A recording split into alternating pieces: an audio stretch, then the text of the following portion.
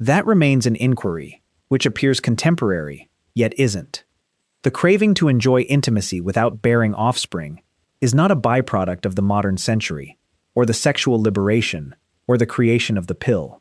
This is one of the oldest human yearnings on record, and the efforts to act on that impulse, to find ways to avert conception intentionally, go back further than most people realize. Chronicled across societies and time periods, with a regularity that implies this was never a trivial concern. It was a universal one.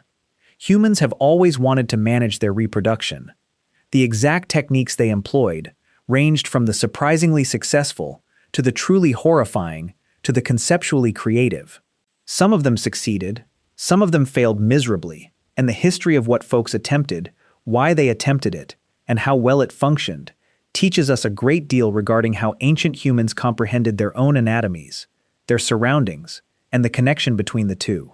Let us begin with the oldest recorded evidence because it is older than most people anticipate. The Kahun Gynecological Papyrus, an archaic Egyptian medical scroll dating to around 1825 BCE, holds what are almost certainly the earliest written contraceptive prescriptions in existence. The formulas it details feature a pessary, fundamentally an internal barrier device, fashioned from crocodile dung blended with fermented dough to be inserted before intercourse. Another formulation utilizes a blend of honey and natron, the sodium carbonate mineral applied extensively in Egyptian religious and practical contexts. Crocodile dung as a contraceptive. I need to acknowledge that before we move onward. The ancient Egyptians gazed at the dilemma of unwanted pregnancy and asked, what if we utilized crocodile feces? And the reply, from a modern chemical viewpoint, is that it might have actually accomplished something.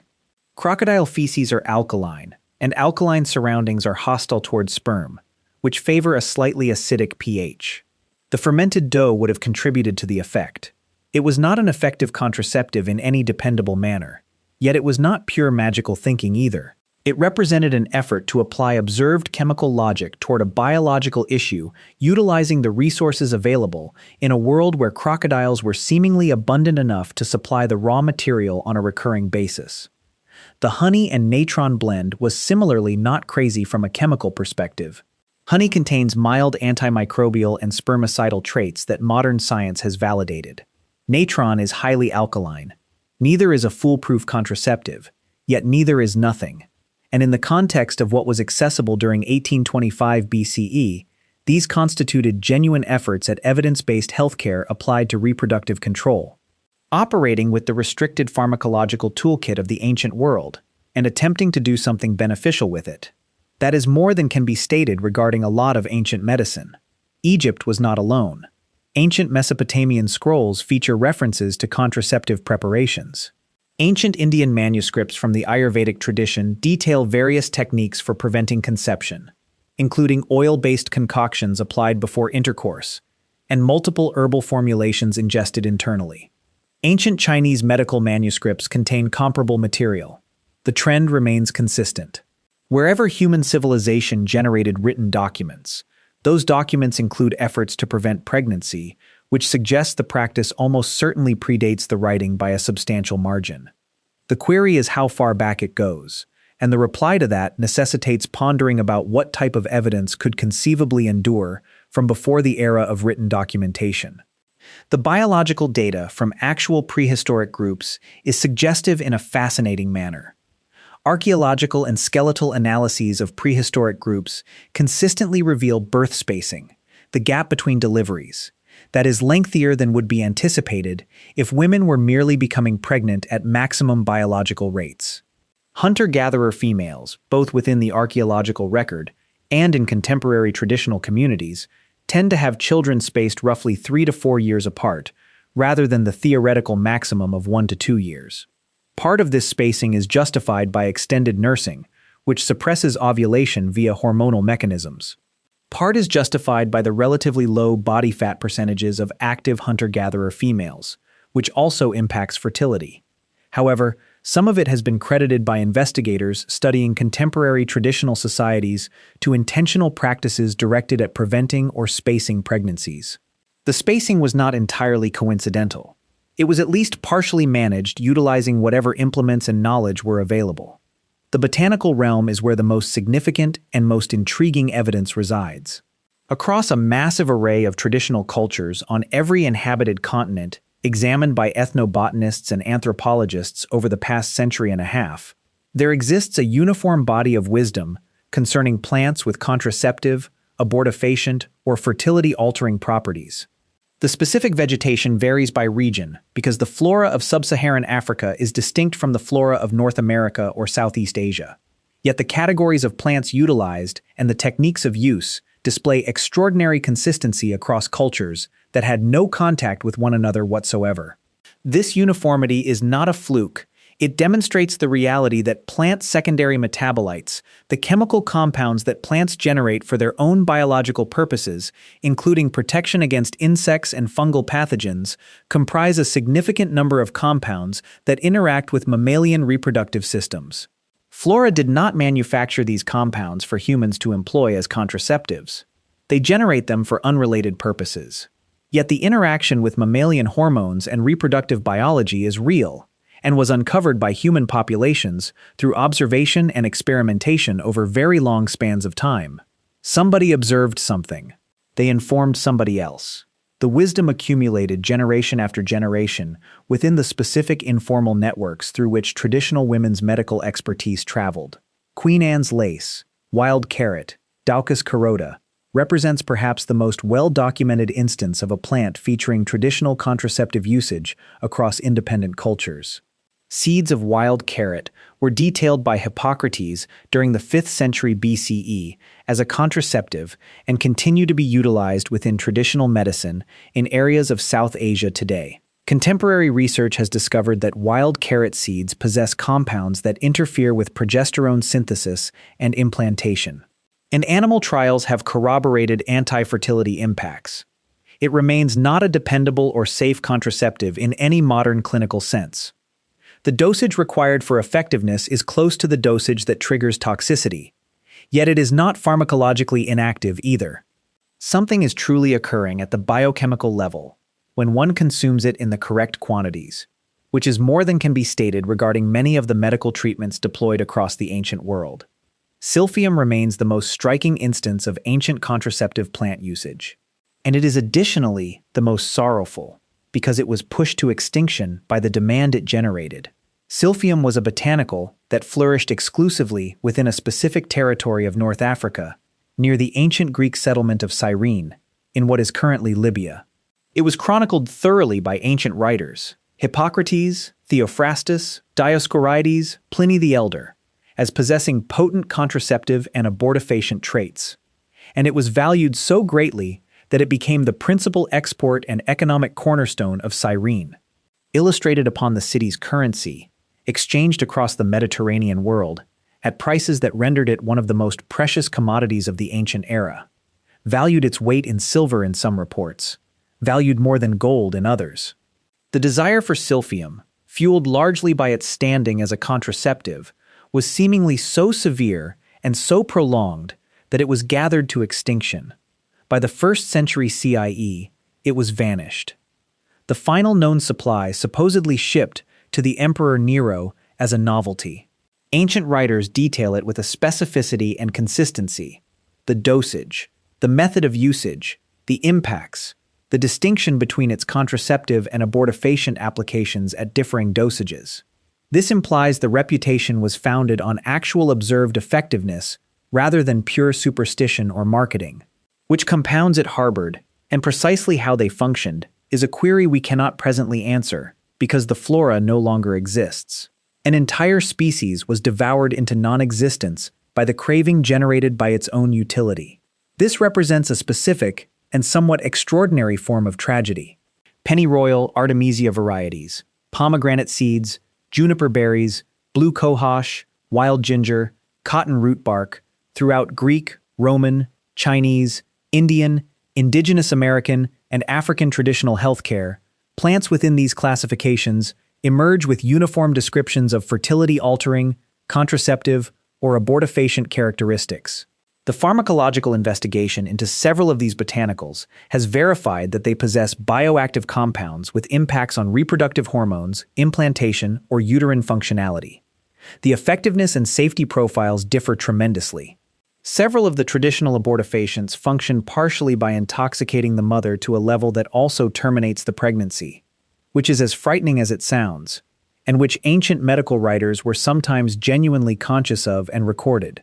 Yet the pharmacological reality underpinning the traditional wisdom remains undeniable. These botanicals harbor elements that do things to reproductive biology. The ancient Greeks and Romans were especially methodical regarding documenting contraceptives, and the remaining texts from these traditions remain the most detailed we possess from the ancient world. Cyrannus of Ephesus, a Greek doctor operating within Rome during the 2nd century CE, authored a gynecological manuscript called Gynikeia that features an extensive and remarkably structured section regarding contraception and abortion. His method remains notably sophisticated for the era. He differentiates meticulously between contraceptives, materials that avert conception, and abortifacients, materials that end an established pregnancy, and observes that contraception is preferable to abortion both for effectiveness and for the woman's well-being. He outlines a hierarchy of techniques arranged by dependability and safety, and recognizes the compromises between efficacy and safety in a manner that mirrors genuine clinical reasoning rather than simple pharmacological optimism. His advised techniques encompass barrier approaches, wool pessaries drenched in multiple substances including olive oil, cedar resin, white lead, and pomegranate pulp, and oral formulations ingested before or after intercourse. Several of his suggestions possess apparent pharmacological logic that withstands modern scrutiny. Olive oil and cedar resin both exhibit spermicidal traits validated by contemporary research. Pomegranate seeds harbor phytoestrogens, plant compounds that imitate estrogen, that alter the hormonal environment in manners relevant to fertility. White lead is truly successful at destroying things including sperm, although it also poisons the woman over time through lead toxicity, which constitutes a major drawback that Cyrannus seemingly deemed an acceptable compromise under specific conditions. Ancient healthcare was not invariably defined by what we might term a rigorous long-term risk evaluation. The Roman poet Ovid, composing during the 1st century BCE, references contraception as a widespread custom among the women of Rome, handling it as ordinary and widely recognized, rather than as a specialized medical procedure. This informal allusion represents itself evidence. When a poet handles something as ordinary background detail, rather than prominent subject matter, it implies the practice was widespread enough that the audience needed no clarification. The Talmud, the primary manuscript of rabbinic Jewish law assembled over multiple centuries, features extensive of contraception and its acceptability in various situations, including particular mention of a contraceptive implement called a mach, a substance inserted before intercourse to avert conception, and oral contraceptive formulations referenced as a cup of roots. The debate is legal and philosophical rather than purely medical, yet the foundational premise that effective contraception exists and that the legal query is when it becomes permissible to employ it, informs you that the techniques being debated were perceived as genuinely succeeding to some meaningful extent.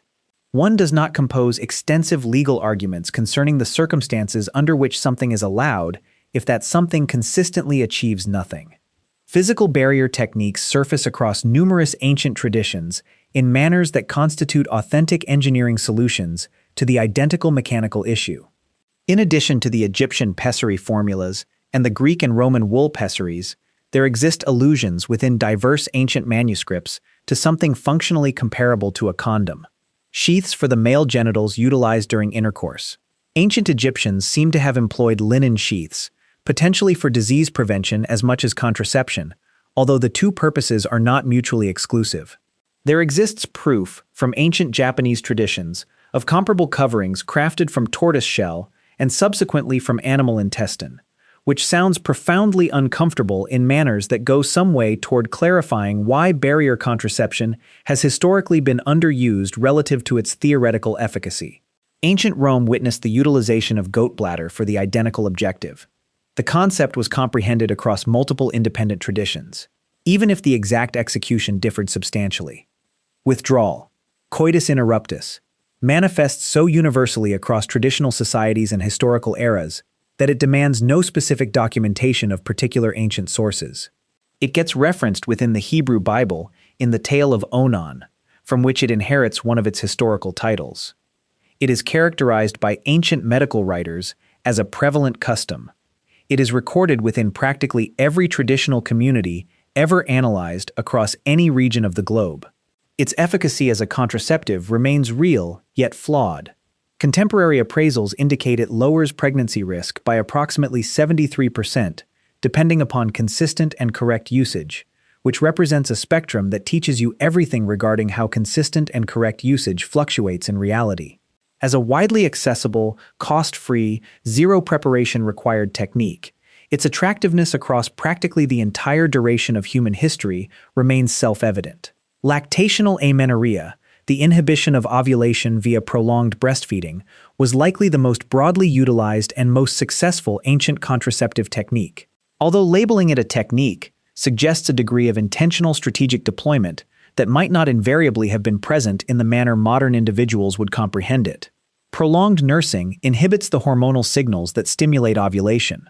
And within demographics where breastfeeding remained intensive and prolonged, which it did in most traditional communities, frequently until the toddler was 2 or 3 years old, this outcome generated significant birth spacing without any supplementary intervention.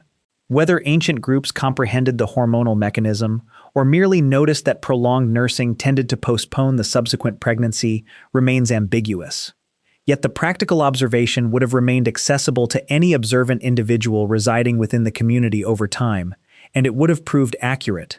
Certain traditional communities seem to have intentionally prolonged breastfeeding, at least partially for its contraceptive impact, rather than solely for nutritional purposes.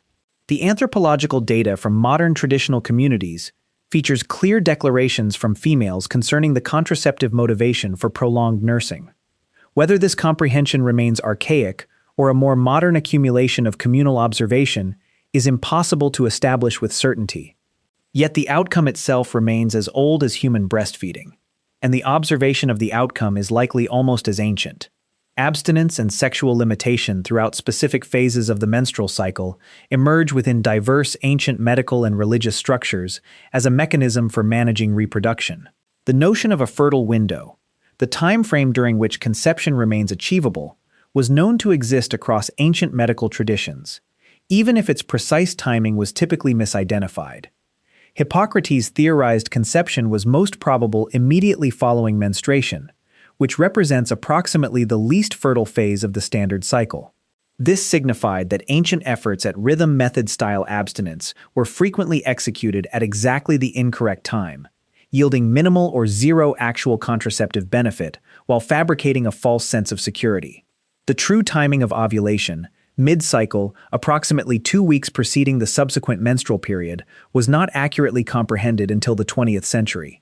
Throughout the whole duration of recorded history, before approximately 1930, anybody attempting to utilize cycle timing as a contraceptive was operating from data that was not merely incomplete, but actively erroneous in its most critical detail. The societal and economic aspects of reproductive management within ancient civilizations warrant more focus than they usually receive, because the incentive for averting pregnancy was not solely personal preference. It remained ingrained within complicated social frameworks that rendered childbearing disparately weighted for different individuals in varying situations. Within ancient Rome, enslaved women possessed the most apparent and most pressing requirement for contraceptive wisdom. Gestation for an enslaved female signified a child born into bondage, and the societal reality of sexual violence against enslaved individuals rendered unwanted pregnancy a perpetual threat rather than a hypothetical one. Liberated women confronted different, yet similarly substantial pressures. Matrimony was partially an economic and political partnership wherein the generation of legitimate heirs remained a primary societal expectation. Bearing too many offspring could deplete household resources. Bearing offspring during complicated circumstances, adultery remained a legal transgression carrying severe penalties throughout certain periods of Roman law, rendered reproductive management a practical necessity rather than a preference. Throughout societies, the females most prone to possess access toward contraceptive wisdom and the most urgent motives to utilize it consistently were frequently those employed in the sex industry, the heterae of ancient Greece. The females laboring in the Roman brothels that remained legal, regulated, and taxed establishments of Roman urban life. These females possessed the most reliable incentive to seek out contraceptive techniques and the most enduring requirement for wisdom that genuinely functioned. Several scholars have contended that the safeguarding and transmission of contraceptive wisdom across ancient societies owes more to this particular demographic than to formal medical traditions, exactly because the practical necessity remains so immediate and so consequential. What constitutes the overarching picture that surfaces from all of this? Ancient humans were striving very hard to manage their reproduction. They were doing so throughout every culture during every time period for which we possess proof, utilizing the botanical wisdom and physical materials and conceptual frameworks accessible to them. The efficacy of whatever they were executing fluctuated enormously, from the meaningfully successful lactational amenorrhea and withdrawal to the moderately successful spermicidal barrier techniques, to the pharmacologically genuine yet undependable herbal concoctions, to the pure placebo of talismans and rituals.